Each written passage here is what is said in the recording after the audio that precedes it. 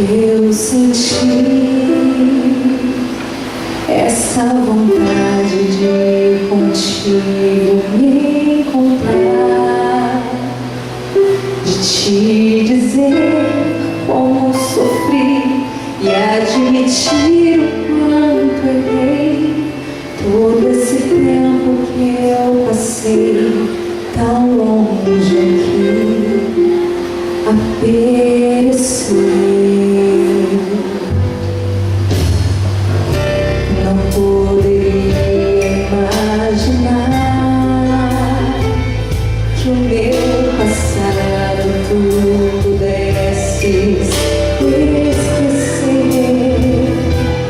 Os momentos que vivi, tu sempre estava junto a mim e esperavas que eu pudesse retornar e te encontrar. Mas quando decidi voltar, meu mundo abandonar, pensei que nunca mais pudesses me aceitar. Me estendeste a tua mão, me deste o perdão e nos teus braços como rei eu me senti. Me deste a vida, me deste abrigo, me deste colo como a primeira vez. Porque me amas, eu não entendo, mas nos teus braços eu não quero mais ir, não quero mais sair.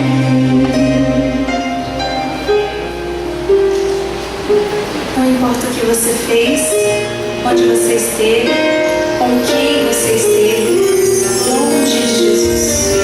O que importa é que quando você toma a decisão de retornar, Ele te recebe de braços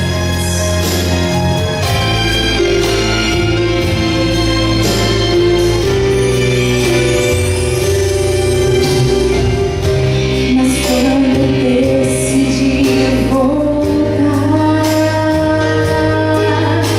meu mundo abandonar,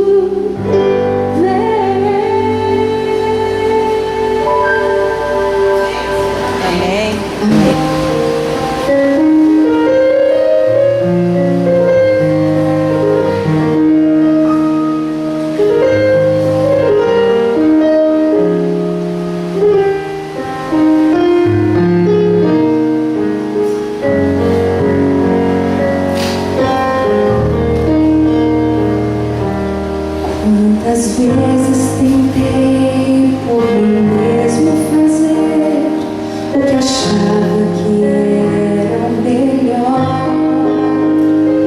Não buscava conhecer os teus planos pra mim. Pelo mundo andei sempre só. E tudo que sonhei tentei fazer sozinha. Imensamente maiores são teus planos pra mim. Por isso quero de ti depender, meu Senhor.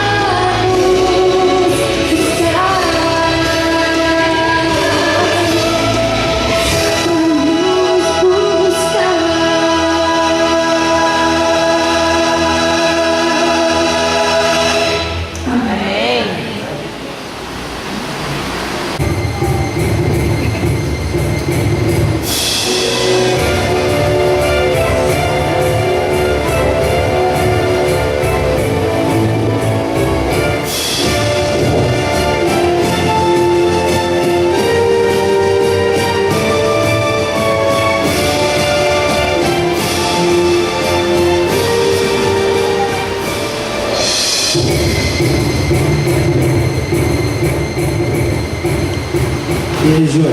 Fala aí, Pedro. A aula hoje foi tranquila, né? E graças a Deus. Ah, que bom. Ih, olha quem eu encontro aqui. Meu irmão. Beleza, cara? Tranquilo? Aí. Júnior, ontem eu fiquei pensando sobre o que conversamos e eu achei interessante como os acontecimentos desse mundo têm a ver com a história. Mas eu fiquei com uma dúvida. Qual? Sobre a história de Jesus. Como que ela se iniciou? Como que aconteceu tudo? Olha, rapaz, vou te falar que você caiu com a pessoa certa. Porque meu irmão tá aqui e ele gosta muito dessa parte. Entendeu? Mas tudo começa em uma cidadezinha muito humilde, chamada Nazaré, aonde um anjo foi enviado até Maria para levar uma mensagem especial. Maria,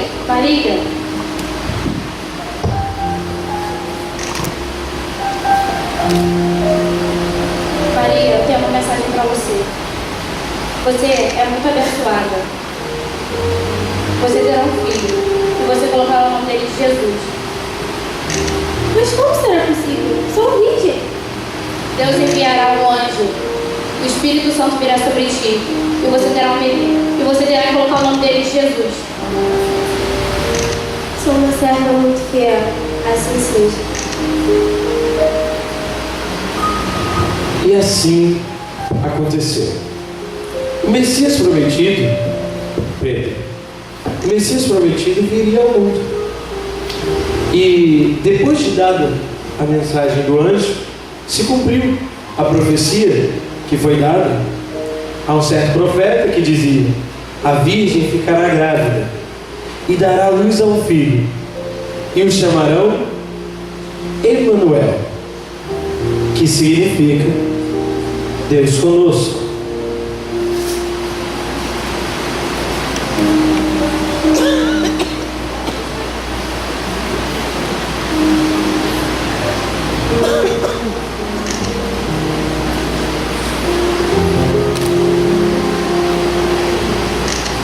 Naquele tempo, Pedro, antes ele mandou exterminar todas as crianças recém-nascidas da região.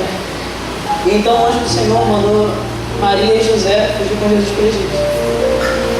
E então nasceu Jesus, o Salvador de todo o nosso mundo. E Jesus, ele crescia. Jesus, ele crescia em estatura e graça diante de Deus e diante dos homens.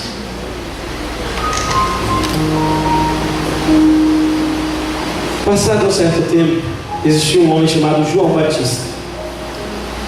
Arrependei-vos, arrependei-vos. Eis o Cordeiro de Deus que tira o pecado do mundo. E ele batizou a muitas pessoas com o batismo do arrependimento, inclusive o próprio Filho de Deus.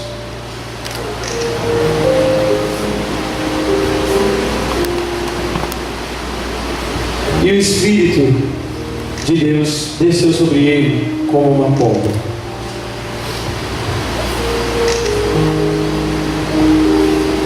E Jesus seguia seu ministério, fazendo vários milagres. Eram muitas coisas, eram muitas pessoas que estavam sendo afligidas, e essas pessoas saíam felizes. Ele dava perdão para os culpados, ele curava os doentes, e ele dava a salvação para todos que o aceitassem.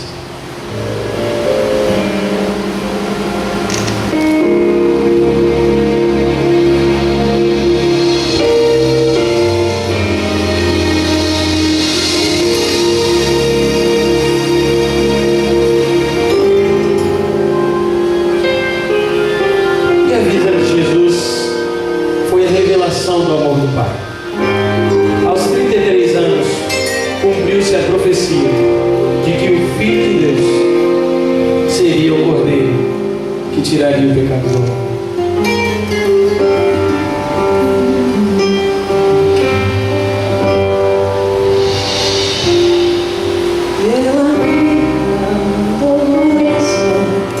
Em Jerusalém chegou certo homem carregando uma cruz.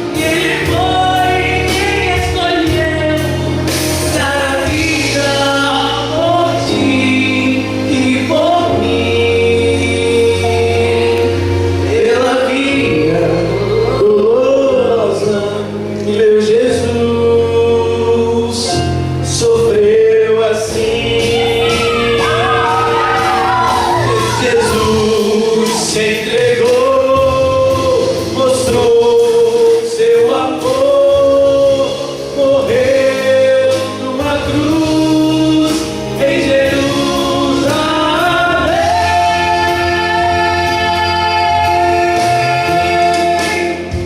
Pela vida dolorosa que é a estrada do horror, uma montanha veio Cristo em Senhor, que foi quem escolheu dar a vida por ti e por mim. Pela via dolorosa, meu Jesus, pela via dolorosa, meu Jesus, pela via dolorosa, Ele me salvou, pela via dolorosa, Ele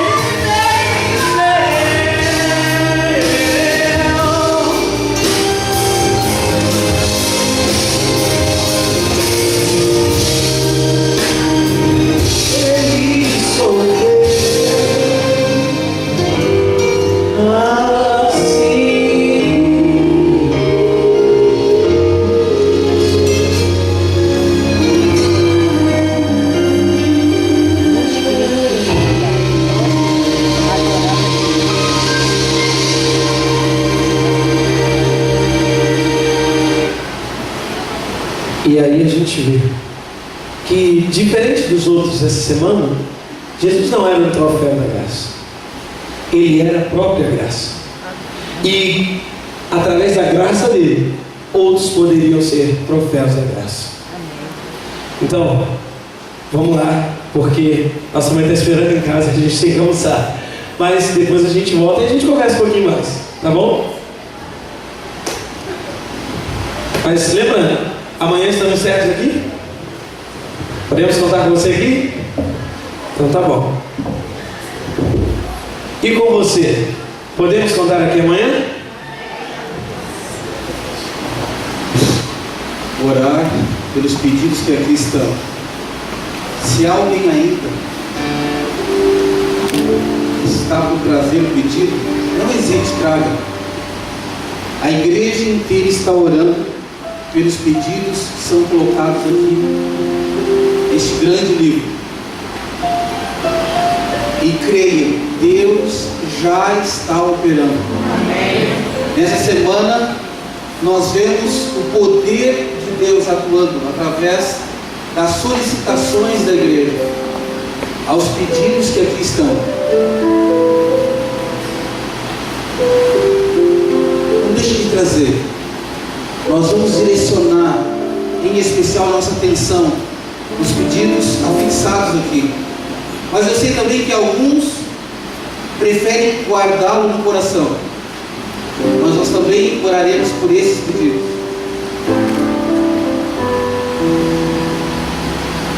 Até o final, você poderá trazer e colocar aqui. Terminou a programação, você vem. Procura o nosso anjo. Creia, muito pode a oração do justo, diz a Bíblia. Aqui são muitas pessoas orando pelos motivos, as razões que aqui temos. E Deus é um especialista em conceder coisas quando nós queremos. Feche seus olhos. Querido Deus, obrigado pelo privilégio que nos dás essa noite, mais uma vez, de estarmos na tua casa de oração, Senhor, de estarmos no recinto que o Senhor estabeleceu para que nós tenhamos um relacionamento especial contigo.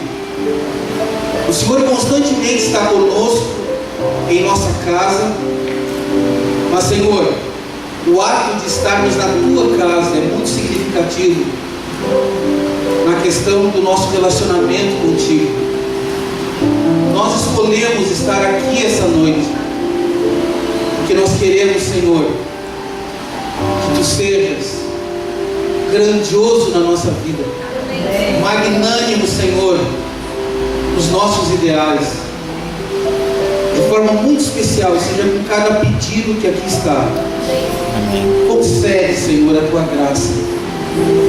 Nós sabemos que não fizemos dessa solicitação com base em méritos próprios, mas confiantes nos méritos do Senhor Jesus, que está no santuário celestial, intercedendo por nós. Nós entregamos mais uma vez esses pedidos nas Tuas mãos, em nome do Senhor Jesus. Amém, Senhor. Amém. Para vocês, que bom vê-los novamente. E a nossa noite hoje está muito especial, porque você está aqui. E também porque nós temos a presença da Eveline e do Gilberto aqui. Que bom que vocês vieram. Eu estava esperando esse momento, porque o ministério de vocês é um ministério muito abençoado. Eu tive a oportunidade de vê-los em alguns lugares que eu já trabalhei. Um deles foi no norte do Brasil, na igreja do Mar. A gente teve a oportunidade de conhecer um pouquinho sobre a história de vocês, a linda história. Enquanto o Gilberto tocava e você cantava, eu pensava como Deus é maravilhoso. Deus uniu o útil ao agradável.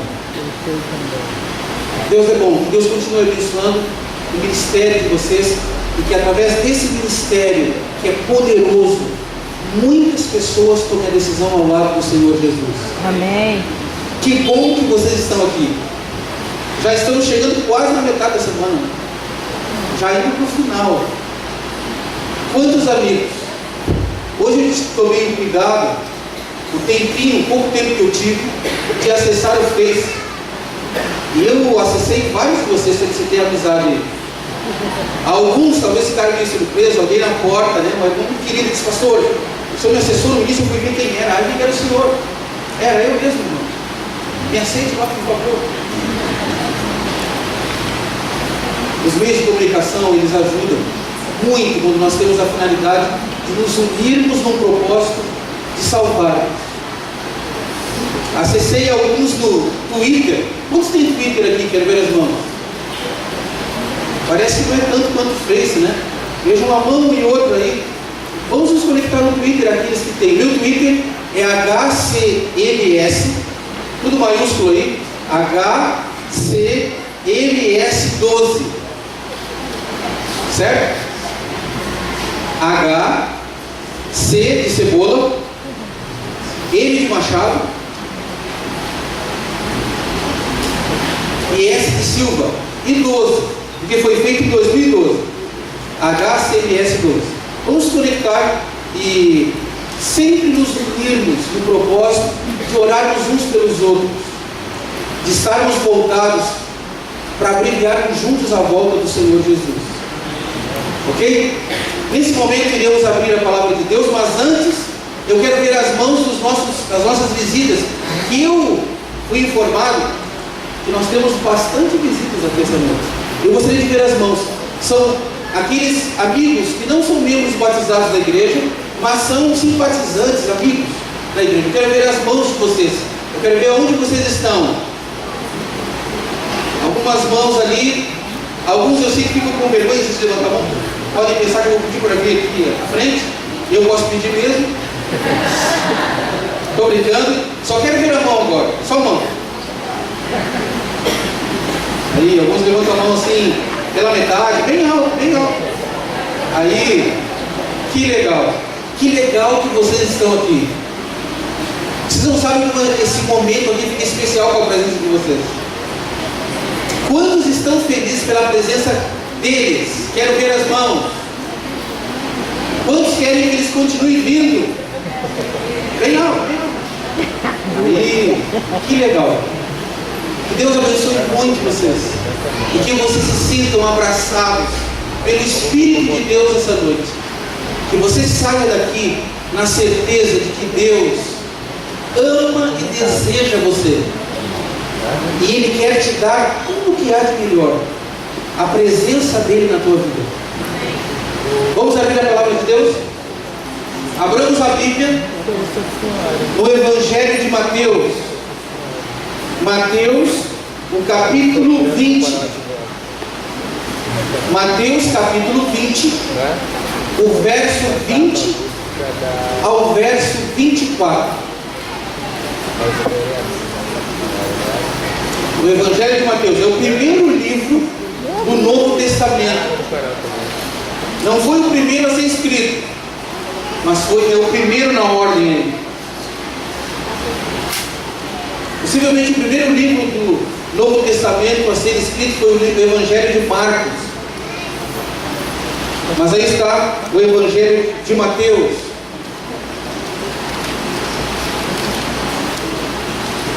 Mateus capítulo 20, o verso 20 a 24. Acompanhe comigo.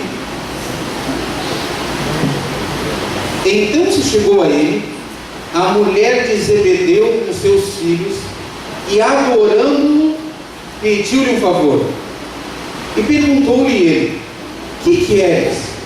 E ela respondeu: manda que no teu reino esses meus 2 filhos se assentem, um à tua direita e outro à tua esquerda. Mas Jesus respondeu: não sabeis o que pedis. Podeis vós beber o cálice que eu estou para beber? E responderam-lhe: podemos.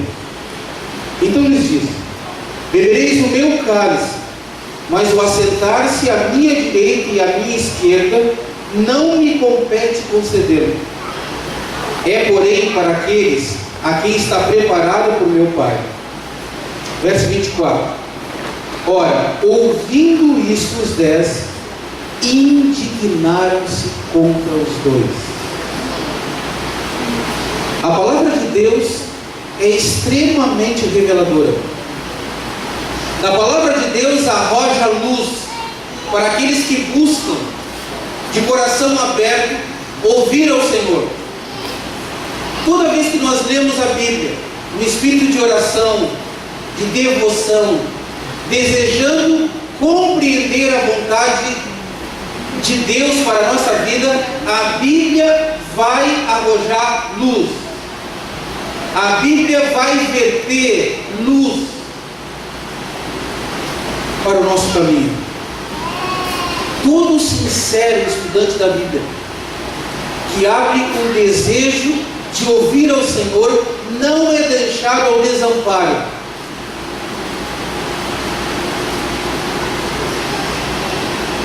Três coisas chamam minha atenção aqui quando eu leio esses versos.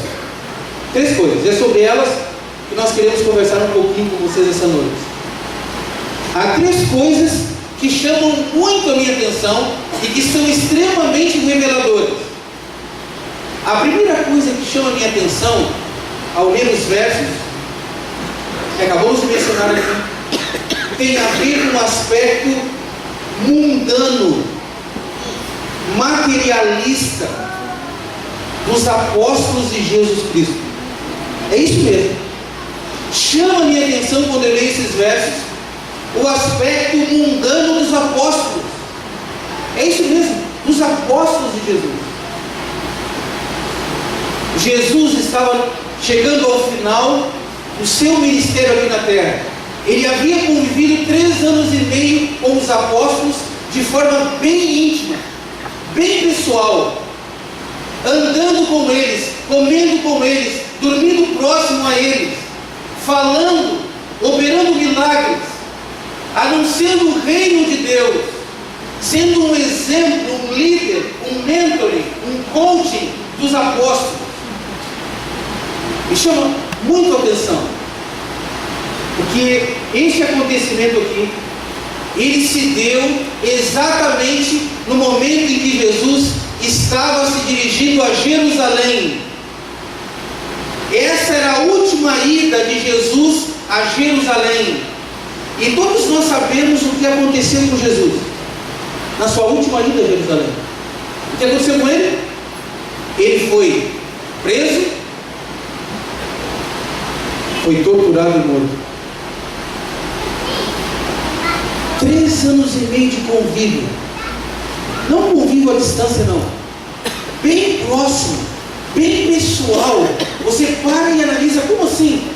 Foram 3 anos de muita intimidade com o Rei dos Reis e Senhor dos Senhores, com Deus em forma humana, o Verbo de Deus. E me chama a atenção o comportamento dos apóstolos nesta ocasião aqui, no momento que essas circunstâncias se deram. Me chama a atenção. Jesus, ao ir rumo a Jerusalém, ele percebe que os apóstolos dele estavam inquietos, estavam para conversar algo que Jesus não podia estar presente. E Jesus percebeu isso. Eles tinham algo para discutir, mas o mestre não poderia ouvir nem ver. Estavam inquietos. Queridos, há muitas coisas que nós falamos, que nós conversamos, que nós vemos, que nós escutamos, que nós não veríamos, nós não falaríamos, nós não ouviríamos, se tivéssemos a consciência que Deus vê todas as coisas. Que não adianta nós, não há lugar que nós possamos ir longe das atenções de Deus. Deus sabe de todas as coisas. Diz o livro de Salmos: para onde eu irei do teu espírito? Se eu subo às mais altas nuvens, lá tu estás. Se eu desço o mais profundo dos abismos, lá tu estás também. Se eu tomar as asas da alva, lá tu estás também. Deus sabe de todas as coisas.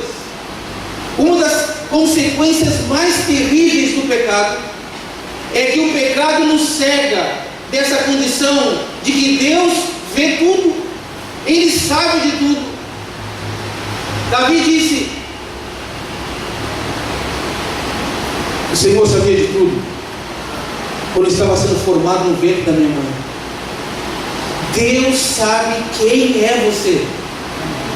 Deus sabe aonde você mora. Deus sabe o número da tua casa. Se ela não tiver número, Ele também sabe. Ele sabe quem é você, mais do que você. Diz o pensador: homem, conheça-te a ti mesmo.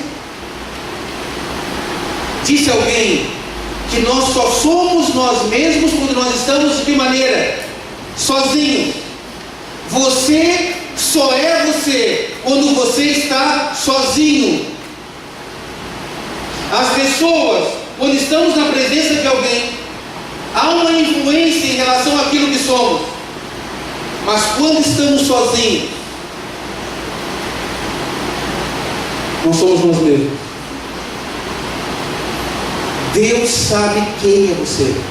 Uma das consequências mais terríveis do pecado é que o pecado, ele nos cega quanto a essa onipresença de Deus. Muitas vezes queremos enganar a Deus, mas Deus não se deixa enganar. O que você está pensando agora, Deus sabe. Antes de você começar a linha de pensamento, Deus já sabe.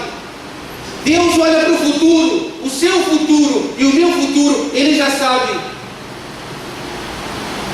Ele não interfere se você não quiser. Ele te dá um livre-arbítrio para você se expressar. Ele só faz um apelo para você se entregar a Ele. Há muitas pessoas ganhando a vida, se intitulando como futurólogos da vida das pessoas. Andando no Rio de Janeiro esses dias, no domingo, enquanto nós íamos para um local onde teve um belo encontro da classe pós-batismal. Aliás, parabéns à classe pós-batismal. A líder da classe pós-batismal, eu até recebi um presentinho. Que legal. E eu vi uma frase assim, enquanto estava no carro do Rodrigo ali. Você quer saber o futuro? parte dos sentimentos, do amor, da profissão, venha. Há pessoas que pagam para saber o futuro. Deus sabe o futuro. Só Deus sabe o futuro. Os apóstolos de Jesus tinham algo para discutir que Jesus não podia dar junto. E eles se ausentaram. Jesus para então, alguns quilômetros antes de chegar em Jerusalém.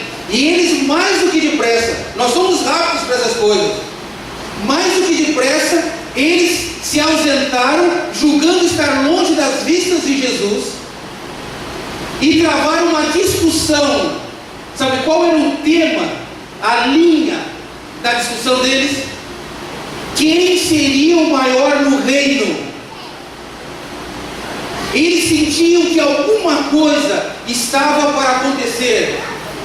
E eles imaginavam que Jesus iria a Jerusalém agora e seria submetido, pressionado pelas autoridades. E desta maneira ele estabeleceria o seu reino aqui na terra. Jesus várias vezes disse para eles que o reino dele não era o quê? Desse mundo. Mas nós temos dificuldade em entendermos as coisas de Deus. Ellen White, ela diz assim, uma escritora cristã: nós, seres humanos, somos tardios em entendermos os desígnios de Deus. Temos dificuldades. Sabe por quê? Porque as coisas espirituais se discernem de que maneira? Espiritualmente. A mente carnal não consegue assimilar as coisas de Deus. E os apóstolos começaram agora a gravar um show de talentos, um reality show de talentos, de competência. E eu imagino, nós temos que ter cuidado quando a gente vai imaginar coisas da Bíblia. Mas quando você busca imaginar com base espiritualística, aí é válido. Mas a base é a palavra. Eu imagino que nessa hora, julgando estar longe das vistas de Jesus, os apóstolos começaram a fazer ali uma discussão de quem seria aquele que ocuparia o lugar de maior importância no reino de Jesus. E eu imagino que um Judas deve ter olhado para os demais apóstolos, buscando uma decisão rápida. Ele deve ter dito a eles que ele possuía as melhores condições. Ele era o mais estudado, o mais versado, o mais capacitado, o acadêmico ali. E ele já tinha um cargo. Ele era o tesoureiro. E o tesoureiro é o que assina o cheque. Você pode fazer 1000 planos, o tesoureiro disser não tem dinheiro, já era. Eu imagino que Judas deve ter tentado ali rapidamente convencer os demais, ele já tinha uma função. Eu imagino ali Mateus olhando para Judas: Judas, você está por fora, cara. Você acha que administrar um império é igual administrar um pequeno grupo? Você acha que é fácil assim? Diz que ele te deu um cargo aí, porque ele sabe que você vai ficar isso mesmo. Outra coisa, você até pode ter sido mais estudado, mas eu tenho experiência. E o que é a teoria sem experiência? E eu já vim de negócio com Roma, eu sei como é que funciona a questão da moeda, da bolsa de valores, eu sei como é que funciona a questão comercial. Judas, você está ficando maluco, pai. Como é que diria um carioca numa hora dessa? Carioca é cheio de expressão. Carioca é ou não é? Eu não sei como é que Mateus diria, qual a linguagem que ele usaria. Mas se fosse um carioca, ele ia dar uma chiadinha, né? Uma chiadinha. Eu imagino que ali estava essa discussão. Pedro deve ter entrado no meio do grupo e falado: para com isso aí, segura aí, vocês estão malucos? Como é que vocês vão querer administrar um reino que vocês nem conquistaram? Para se administrar um reino tem que conquistar. E aí entra o meu caso, porque eu sou mais intrépido, mais corajoso, tenho mais condição.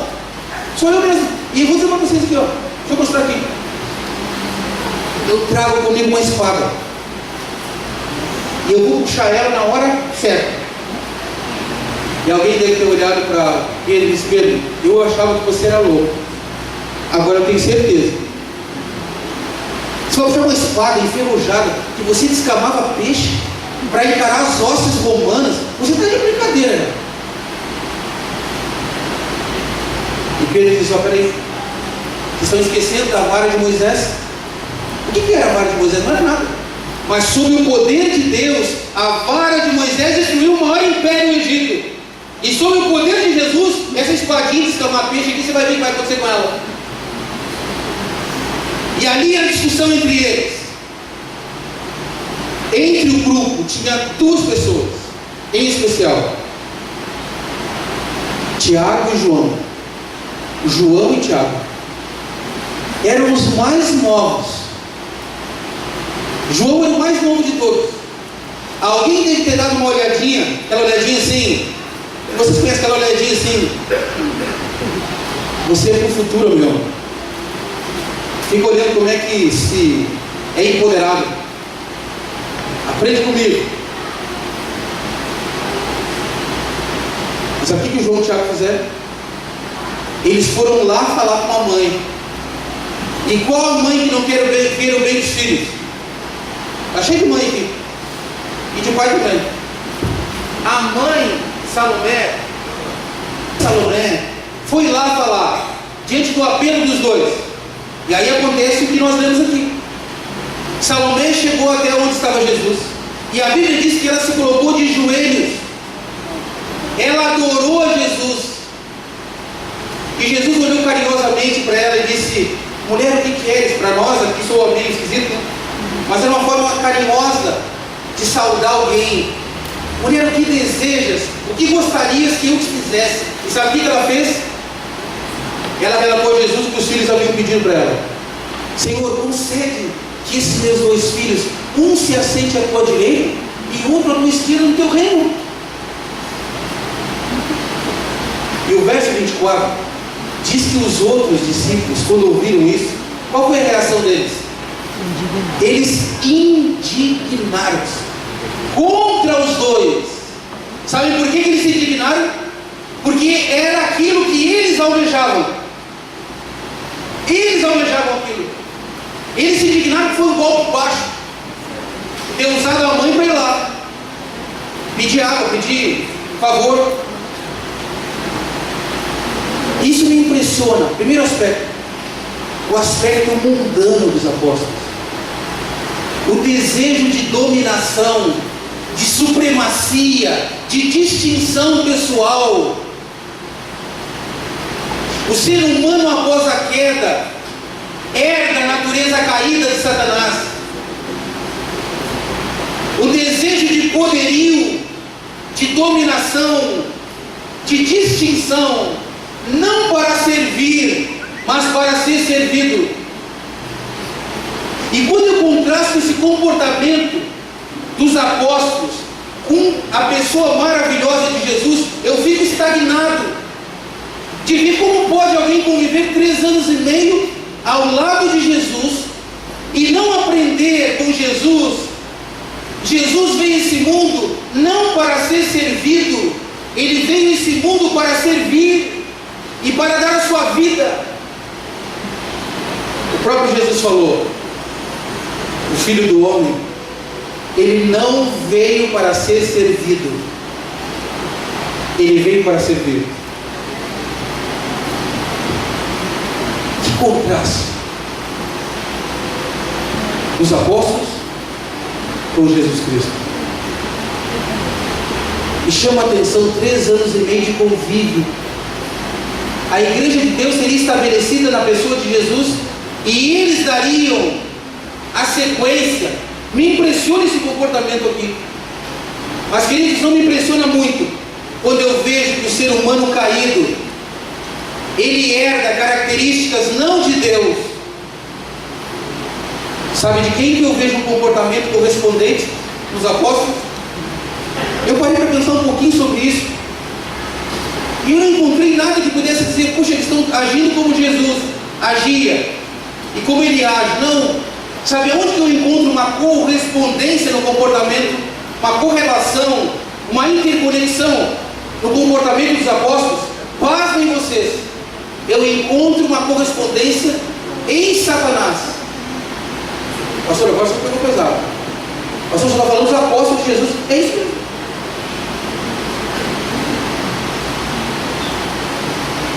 O diabo, ele disse: eu colocarei o meu trono acima das estrelas de Deus, e eu serei semelhante ao Altíssimo. O diabo desejou o poder de Deus, mas ele não desejou o caráter de Deus. E quando alguém deseja o poder de Deus e não deseja, associado a esse poder, o caráter, sabe o que acontece? A pessoa, o ser, se torna Satanás. O diabo queria a distinção de Deus, a proeminência de Deus, a supremacia de Deus, mas ele não queria ser igual a Deus. Sabe por que ele não queria ser igual a Deus? Porque o Deus em forma humana disse assim: eu vim para servir. O livro de Filipenses diz que o Senhor era em forma de Deus, mas velou tudo isso para servir. Você vê a diferença? Queridos, quantos lares destruídos porque alguém ali deseja a supremacia, a dominação. Os políticos desejam o poder, não para servir a sociedade, mas para se servirem muitas vezes. As pessoas desejam a distinção pessoal, a glória, a fama, não para usar isso em benefício dos outros, mas em benefício de si mesmo. Isso é consequência do pecado.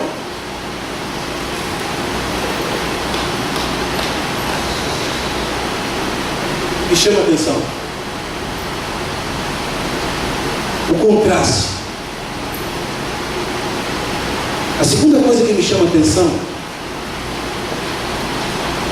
foi o que Jesus falou para João e Tiago. Para mim é a parte mais reveladora desses textos aqui. Jesus olhou para eles, quando eles fizeram esse pedido: vocês acaso sabem o que vocês estão me pedindo? Não é possível. Vocês têm consciência do pedido que vocês estão me fazendo? E sabe o que eles disseram? Olha que desgraça é o pecado. Eles disseram entusiasticamente: nós podemos. Jesus sabia que ao lado dele, à direita e à esquerda, não teriam tronos, mas nas horas que se seguiriam, teriam duas cruzes. A morte de alguém na cruz era a pior das mortes. A família de um crucificado era tida como uma família amaldiçoada. Ela era simplesmente rejeitada pela sociedade como uma família que tinha uma maldição. Sem falar no sofrimento do crucificado. Era um motivo de vergonha. Vocês podem ser batizados? Podemos. E o que Jesus fala para eles é extremamente revelador. E deixa eu falar uma coisa para vocês essa noite. Jesus, quando fala isso, ele não só falou para os dois, João e Tiago, ele falou para todos os apóstolos que estavam ouvindo. Verso 24, eles se indignaram, estava todo mundo ouvindo. Mas Jesus, ele fala não só para os apóstolos, ele fala para todo seguidor seu, quando ele diz assim: vocês beberão o meu cálice, vocês serão batizados com o meu batismo. A igreja de Deus foi estabelecida nessa terra para sorver o cálice de Jesus Cristo.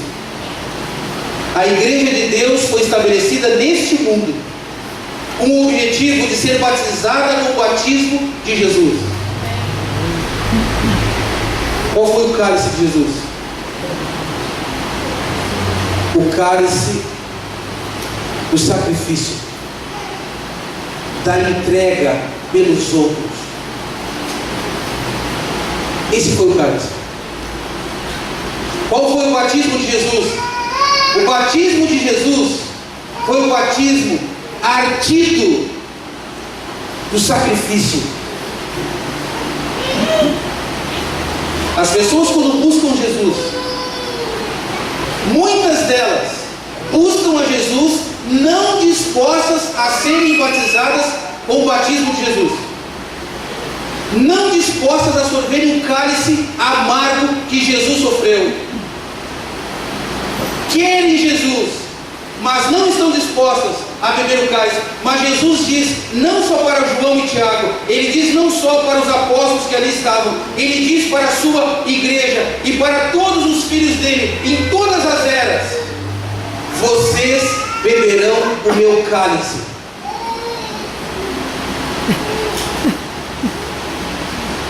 O cálice do sacrifício, o cálice do serviço. Quantas pessoas buscam a igreja, mas não querem beber o cálice do serviço? Querem os benefícios, mas não querem as responsabilidades. Buscam os benefícios, mas não querem as responsabilidades. Querem os benefícios do cristianismo é somente para aqueles que aceitam as responsabilidades. Os benefícios são consequências,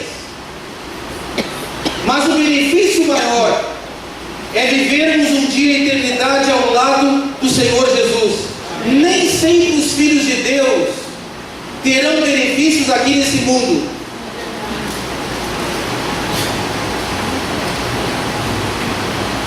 O benefício maior é termos a paz de Jesus no nosso coração. Amém. Uma consciência perdoada, uma consciência tranquila diante de Deus. Esse é o maior dos benefícios. Mas Deus vai nos coroar sim na eternidade. Amém. Você quer ver um cálice amargo? Vou dar um exemplo de um pouquinho, só um pouquinho, uma palhinha. Jesus fala que quando alguém te bater na face, você tem que fazer o quê? Você tem que virar do outro lado. Que cálice mais amargo do que esse? A Bíblia diz que o sol nunca deveria se pôr sobre a nossa ira. O casal discutiu, o marido errou, ele sabe que ele errou, que ele pisou na bola, mas o orgulho não permite que ele chegue até a esposa e diga assim: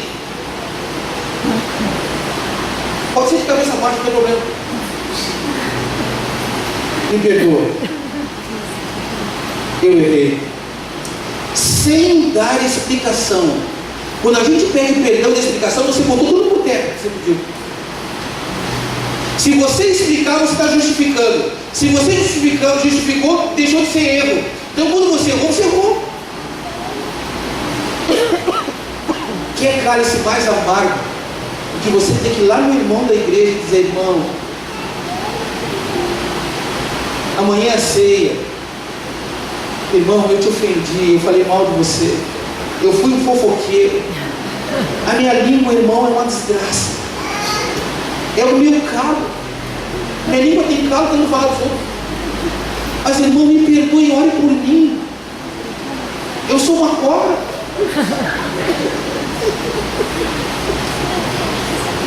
E o irmão vai pegar e vai contribuir com você. O Sr. White diz: quando alguém vem nos pedir perdão, é nosso dever perdoar. Mas eu não quero perdoar. Toma esse cálice aqui.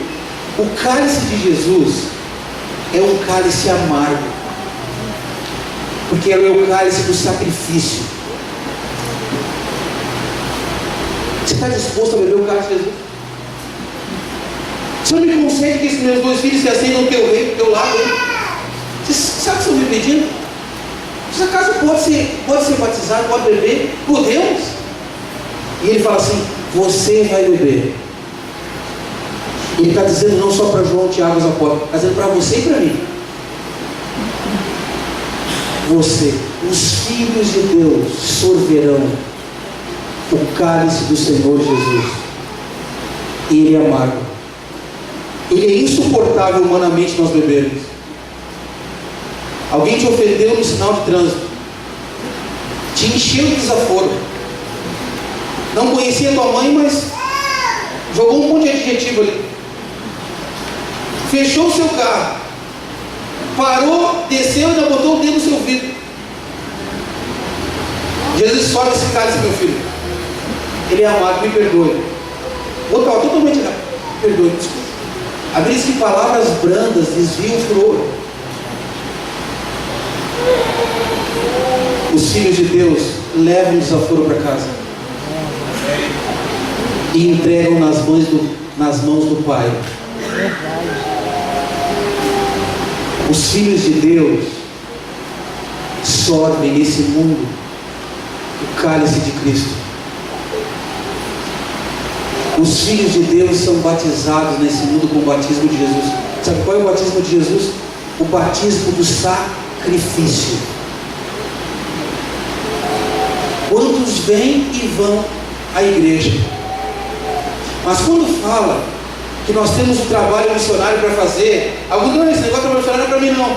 Vamos botar o obreiro bíblico, vamos pagar ele que é mais fácil. Queridos, cada um de nós tem dever. Todo verdadeiro discípulo nasce no reino como missionário. Todo. Isso não é um trabalho só para o pastor fazer, não. Vamos pagar, a gente dá o dízimo lá. Vamos, o pastor que você vive esse negócio de evangelismo aí. Querido, o Espírito de Deus não vai possuir plenamente essa igreja enquanto a maioria dos membros dessa igreja não estiver envolvidos no serviço. Isso é grave, irmãos. Cada um de nós deve sorver um cálice amargo e ser batizado com o batismo ardido de Jesus, que é o batismo do serviço. E eu vi os jovens no sábado à noite, alguns dormindo nos intervalos enquanto o carro andava.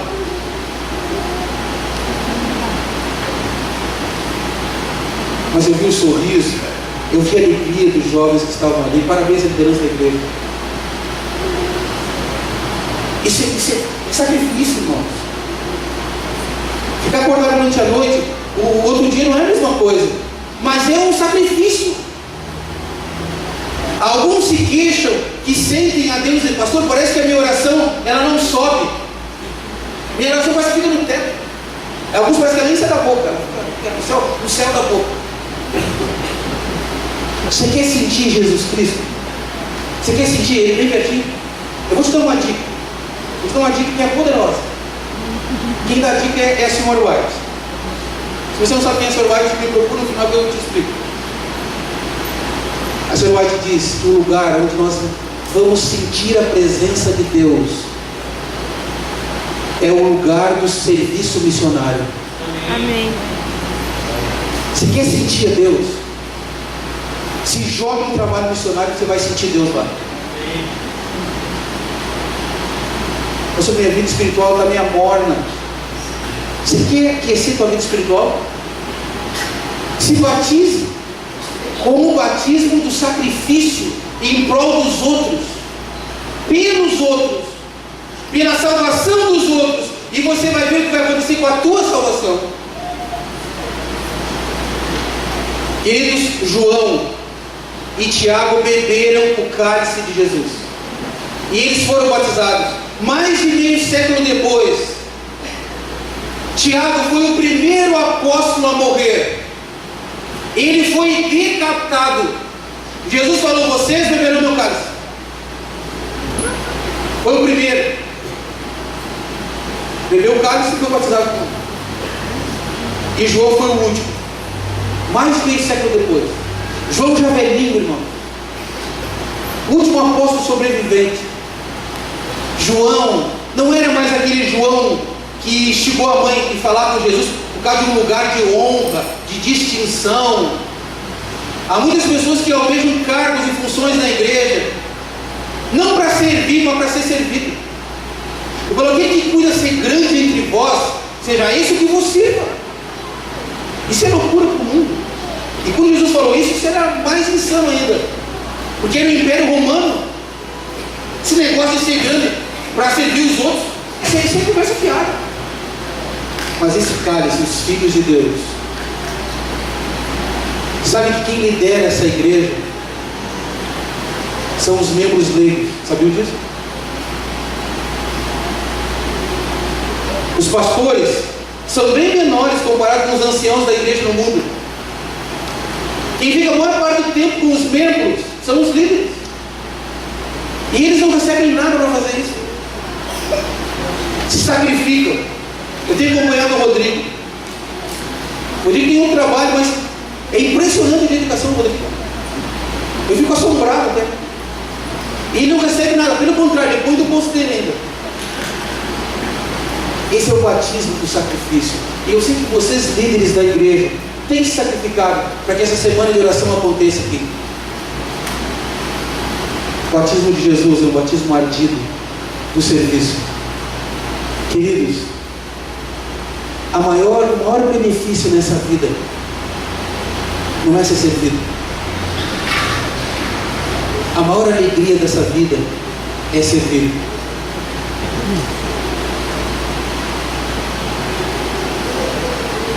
João bebeu e foi batizado com o batismo de Jesus. Mais de meio século, João já velhinho, ele foi chamado para comparecer em Roma. E quando alguém ia em Roma, sabia que boa coisa não vinha. E sabe o que esperava João? O imperador preparou um caldeirão de óleo fervendo. E ele, depois que João falou, tinha que deixar João falar. Depois que João falou, sabe o que ele fez? Ele foi direto para o objetivo que ele conduziu João até ali. Ele enfiou João dentro do caldeirão de óleo quente. Água quente já é doído. Imagina o óleo quente. Ele queria literalmente fritar João. E ele botou João. E foi como se João tivesse entrado numa banheira de água morna. Nada aconteceu, João. Amém. Porque Deus ainda tinha uma missão para João. E sabe o que o imperador pensou? Esse camarada ele é imortal. Foi humilhado. Ele tem que sumir com esse cidadão daqui. Porque agora ele imortal, tentei matar, vai ser pior. Então é o seguinte, vou mandar ele lá para Pátimos. E ele enviou João lá para Pátimos, uma ilha lá no mar Egeu, onde ele viu os piores bandidos do império. Achou que João ia morrer sozinho. E você sabe que muitas pessoas se converteram em Pátimos como fruto do testemunho de João. Não mais aquele João presunçoso, rancoroso, egoísta, mas um João transformado. E eu finalizo lendo a promessa que Jesus fez a João, que também é para nós. Apocalipse 3, o verso 21. Olha o que Jesus falou para João. Apocalipse 3, 21. Acharam? Olha o que diz aqui.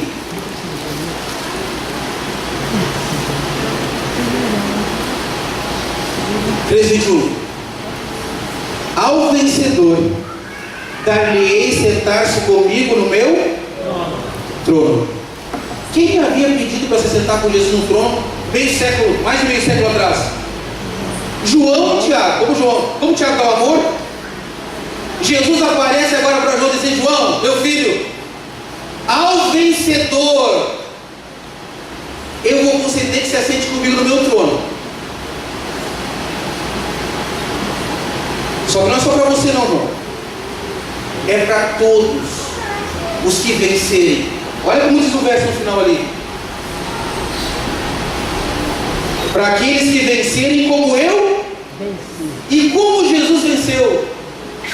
Queridos, Jesus venceu sorvendo o cálice amargo do sacrifício. Jesus venceu, sendo batizado com o batismo amargo do serviço, da entrega para nos salvar. Ele diz, João, ao que vencer, como eu venci. Jesus lá no Getsemane disse, Pai, se possível passa de mim esse cálice, mas todavia seja feito o quê? A tua vontade. E a vontade de Deus foi que Jesus sorvesse o cálice da entrega, do sacrifício. Quantos aqui essa noite estariam dispostos, conscientes, de dizer, Senhor, nós podemos. Eu não posso, Senhor, mas me ajuda. Quantos querem dizer? Louvado seja Deus por isso. Queridos, Jesus venceu, se submetendo plenamente à vontade de Deus. Plenamente. A vitória, esse trono é uma metáfora que representa a vitória dos filhos de Deus sobre o pecado. Esse trono e essa promessa, ao que vencer eu me considerei que se assente comigo aonde? Essa promessa é para todos aqueles que vencerem como Jesus venceu, se submetendo plenamente à vontade de Deus, sorvendo o cálice amargo que for, sendo batizado com o batismo ardido que for, mas tendo a certeza que está fazendo a vontade de Deus. Ao que vencer como eu venci, um dia vai se assentar comigo no meu trono. Que privilégio, querido. O cristianismo, ele passa por um cálice amargo.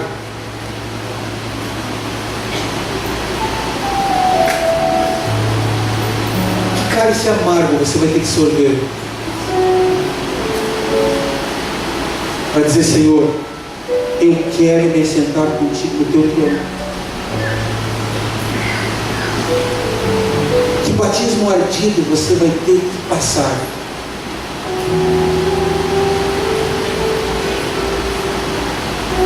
Você viu que ser cristão não é tão simples assim?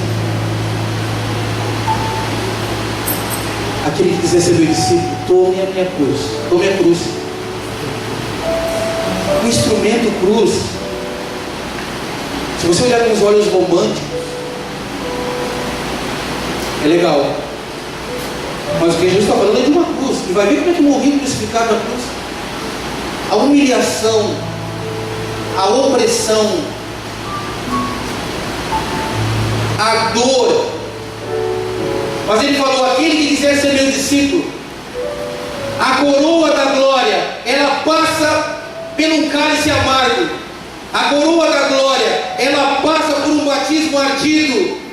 Jesus Cristo vai colocar a coroa aos vencedores que submeterem a sorverem o cálice amargo do sacrifício, para fazer de forma suprema a vontade de Deus. Jesus Cristo vai colocar a coroa naqueles que submeterem a serem batizados com o batismo ardido do serviço. Ao que vencer, como eu venci, um dia vão reinar comigo para sempre. Amém. Quantos de vocês querem dizer essa noite? Eu quero. Você sabe que os filhos de Deus devem fazer a vontade de Deus. Mais importa obedecer a Deus do que aos homens. Mas o meu líder religioso, pastor, ele diz que o sábado, ele não é o dia de guarda, que era para os judeus. O que a Bíblia diz? O meu líder religioso diz que não precisa casar, assim casar. Basta viver junto e se respeitar. O que a palavra de Deus diz?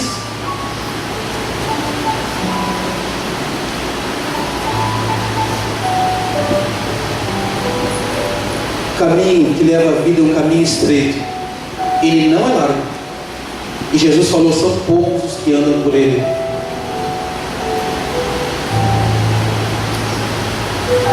Há alguém aqui essa noite que gostaria de dizer que não é membro batizado dessa igreja? Senhor Deus, não importa quão amargo seja o cálice que eu tenho que sorver para fazer a tua vontade, não importa quão ardido seja o batismo para eu fazer a tua vontade, eu quero um dia me assentar contigo. Quero ver a mão. Eu quero desafiar vocês a virem pertinho de mim aqui, enquanto a Eveline vai cantar. Vem aqui pertinho de mim, pode vir. Hoje à noite eu só farei um apelo para esses aqui, tá bom? Mas calma, eu já vou chegar em você, mas você não vai precisar vir aqui não. Eles estão dizendo aqui que não importa quão amargo seja o cálice, ele quer absorver o cálice de Jesus.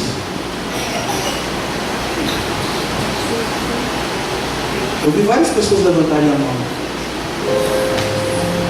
Pastor, mas é muito ardido aí na frente. Se permite. Venha. Venha que eu quero orar de forma muito especial por vocês. Vem aqui do meu ladinho. Aqui, pode vir você. Deus seja louvado. Não quer ficar olhando para lá, não permite aqui. Quer ficar olhando para mim. Louvado seja Deus. O cálice de Jesus é um cálice amargo.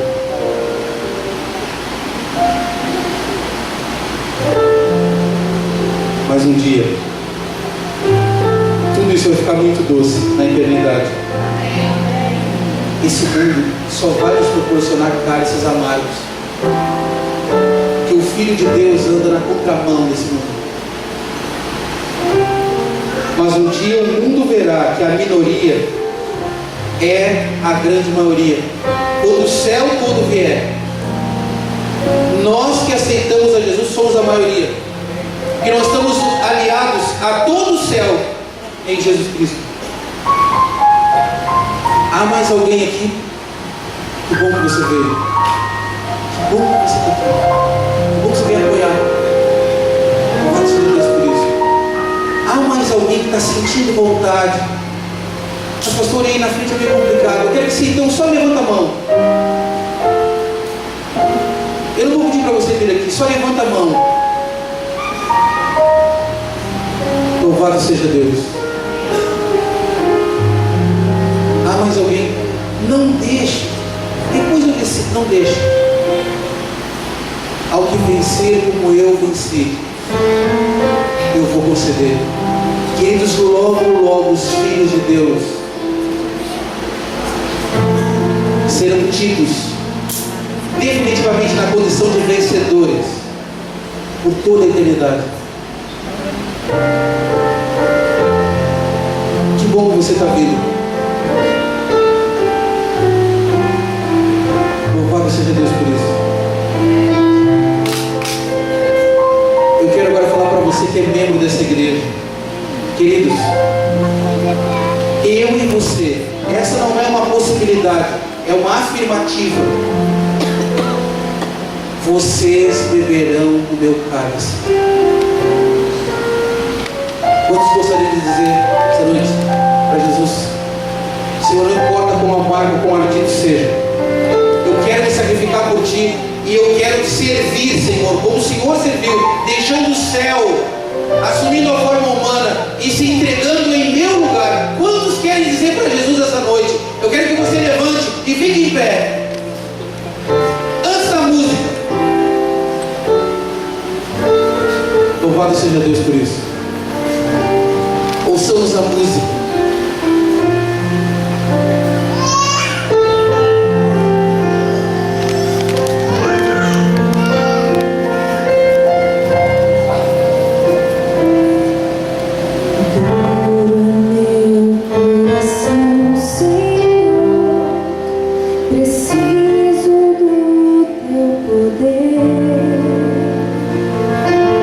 Pra mudar minha vida.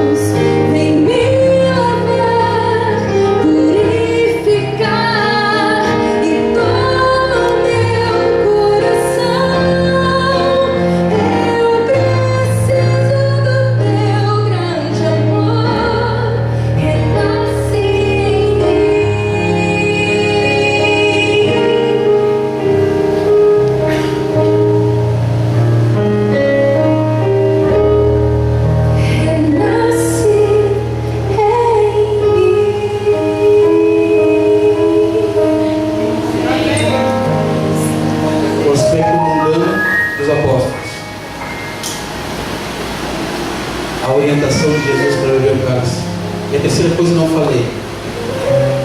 Foi a paciência de Jesus. O amor de Jesus.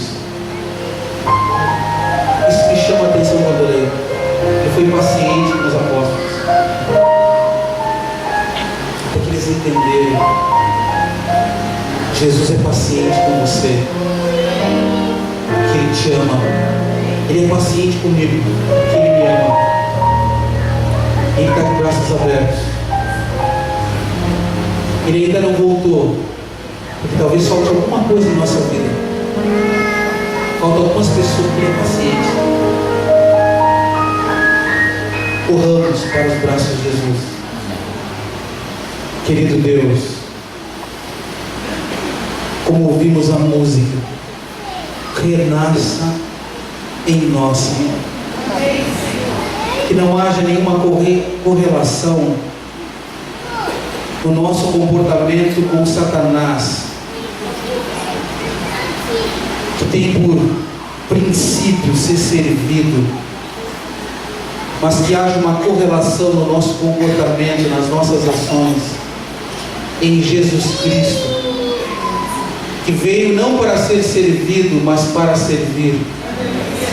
Que nós possamos, Senhor, termos em Jesus o exemplo, e não importa quão amargos sejam os cálices que tenhamos que beber para fazer a Tua vontade, que nós sorvamos para a honra e glória do Teu nome, Senhor. Não importa quão ardidos sejam os batismos que teremos neste mundo, em servirmos um mundo que não reconhece. O próprio Jesus disse: eu vos envio como ovelhas no meio de lobos. Mas, Senhor, que nós tenhamos em mente que o Senhor está ao nosso lado. Que nós venhamos compreender que a Tua igreja existe não para ser servida, mas para servir. Que nós venhamos a compreender, Senhor, que Tu és um Deus paciente, que a porta da graça ainda está aberta. Nós sabemos que nem sempre será assim. Que nós possamos tomar a nossa decisão, Senhor, hoje, porque não sabemos o amanhã. Abençoe esse grupo que está aqui à frente. Que o Senhor possa abraçá-los e que eles venham ter a satisfação que, ao sorver qualquer amargura em cálices deste mundo, que eles venham ter a certeza da doçura do Teu amor. Te agradecemos por tudo, pela decisão deles. Coroa, Pai, e faça de cada um de nós verdadeiros troféus nas Tuas mãos. É o que nós te pedimos em nome do Senhor Jesus. Amém. Deus abençoe você. Deus te ilumine. Estarei à porta para me despedir de vocês. E amanhã, às 19h30, estaremos aqui. Convide alguém para vir junto. Se você gostou, convide alguém.